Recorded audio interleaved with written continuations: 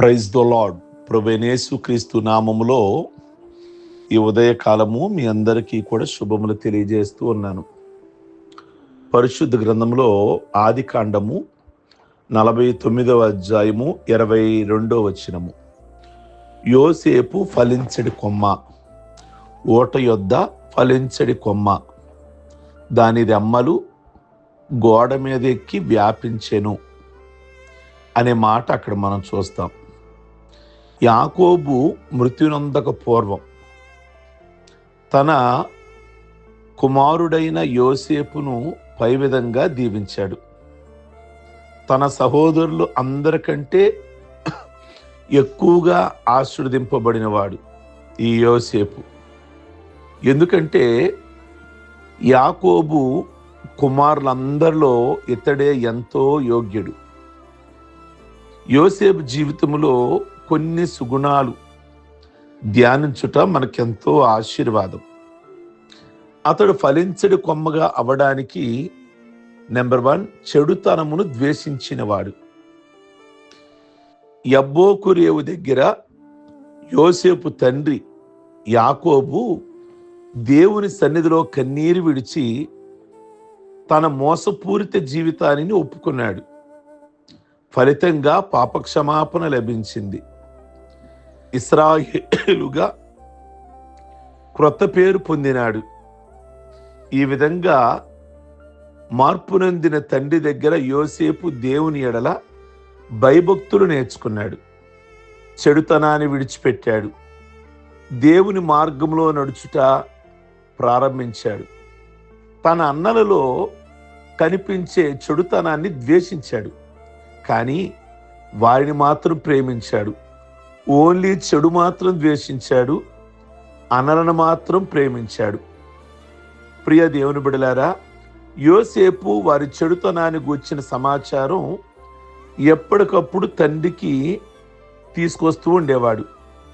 తన అన్నలు తండ్రి గద్దింపుకు లోబడి వారి ప్రవర్తనను దిద్దుకుంటారని యోసేపు ఆశించాడు. నాన్న చెప్తే అన్నలు మారతారేమో అని అనుకున్నాడు, కానీ వారు ఏమాత్రం దిద్దుకోలేదు. కానీ యోసేపు పైన కోపాన్ని, పగను పెంచుకున్నారు. అందుచేత వారు ఫలించడి కొమ్మగా మారలేదు. నీతిని ప్రేమించే యోసేపుతో ప్రభు కలల ద్వారా మాట్లాడుతూ వచ్చారు. యవనస్తులారా, మీ తల్లిదండ్రులు గద్దింపులకు మీరు లోబడుతున్నారా?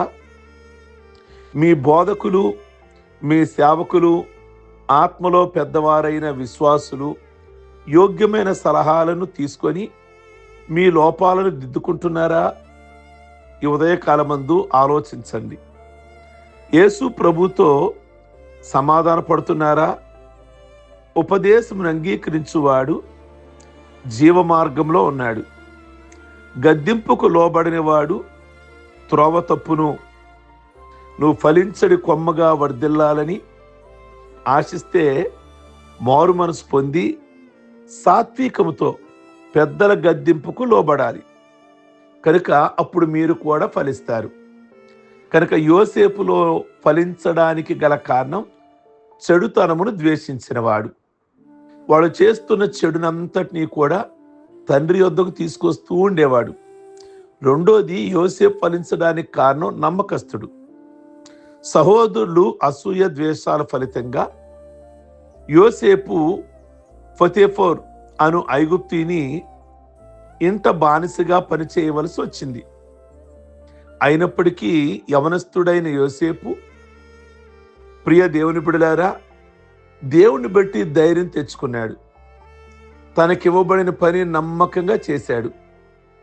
తరువాత పొతీఫర్ యోసేపును తన ఇంటిపైన విచారణకర్తగా నియమించాడు.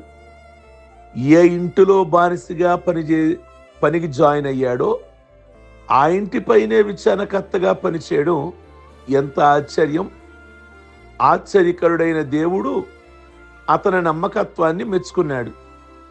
మొదట విచారణకర్తగా, తర్వాత ఐగుప్తు దేశానికి ప్రధానమంత్రిగా హెచ్చించాడు. దేవునికి స్తోత్రం కలుగును గాక. ఈ రోజుల్లో చాలామంది యవనస్తులు తమ తల్లిదండ్రులు అప్పగించిన చిన్న చిన్న పనులు కూడా ఆ విషయాల్లో నమ్మకంగా ఉండలేకపోతున్నారు. కనుక ఆడపిల్లలు కూడా ఇంటిని శుభ్రపరిచే విషయంలో, వంట పనిలో తల్లికి సహాయపడనటువంటి పరిస్థితులు కూడా లేకపోలేదు. కనుక ఇది ఎంత విచారకరమైన విషయము.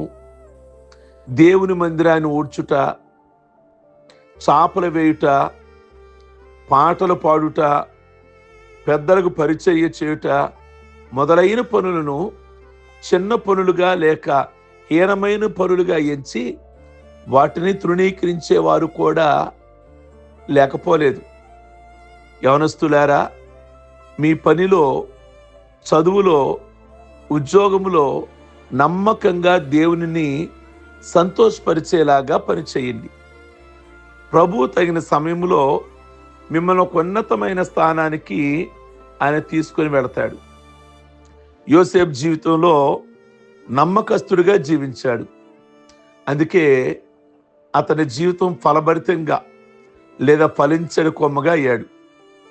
మూడోది, అతను ఫలభరితంగా అవడానికి క్షమించే మనస్తత్వం కలిగిన వాడు. మనల్ని ప్రేమించే వారిని ప్రేమించడం మానవ నైజం. మన మనసును నొప్పించిన వారిని, శత్రువును ప్రేమించడం దేవుని స్వభావం. ఈ దైవ లక్షణం యోసేపులో స్పష్టంగా కనిపిస్తుంది. కరువు కాలంలో ధాన్యం కొరకు యోసేపు సహోదరులు ఐగుప్తుకు వస్తారు. ప్రధానమంత్రిగా ఉన్న యోసేపు వారిని గుర్తిస్తాడు. వారి పైన పగలేదు. జాలి, కనికరము, ప్రేమ మాత్రమే ఆయనకున్నాయి. తనను తాను వారికి తెలియజేసుకుంటూ యోసేపు ఇలా పలికాడు: నేను ఇక్కడికి వచ్చినట్లు మీరు నన్ను అమ్మివేసినందుకు దుఃఖపడుకుడి. మిమ్మల్ని ప్రాణముతో కాపాడుటకు దేవుడు మీకు ముందుగా నన్ను పంపాడు. యోసేపు హృదయము ఎంత విశాలమైనది, నిర్మలమైనది. తర్వాత తన సహోదరులను ముద్దు పెట్టుకొని వారి మీద పడి ఏడ్చి వారి ఎడల తనకున్న గాఢమైన ప్రేమ, వారి దోషాలన్నిటినీ క్షమించి వేస్తాడు. దేవునికి స్తోత్రం కలుగునుగాక. యవనస్తులారా, నేను అపార్థం చేసుకొని దుర్భాషలాడి వారిని మీరు క్షమించారా? నీ ఉన్నత స్థితిని చూచి ఓరవలేక నానా విధాలుగా విమర్శించే వారిని క్షమించి వారి కొరకు ప్రార్థిస్తున్నారా? వారిని మనస్ఫూర్తిగా క్షమించినప్పుడే దేవుని బిడలగా, ప్రియ బిడలగా మనం ఉండగలుగుతాం. అప్పుడే ఫలించే కొమ్మ వలె మీరు ఉండగలుగుతారు.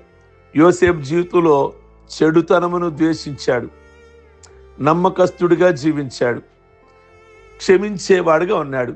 అందుకని అడ్డులు, ఆటంకాలు, అంతరాయాలున్న అతని కొమ్మ గోడ ఎక్కి వ్యాపించును అన్నట్లుగా ఎన్ని అవరోధాలు ఎదురైనా ఆశీర్వాదాన్ని ఎవ్వరూ ఆపలేకపోయారు.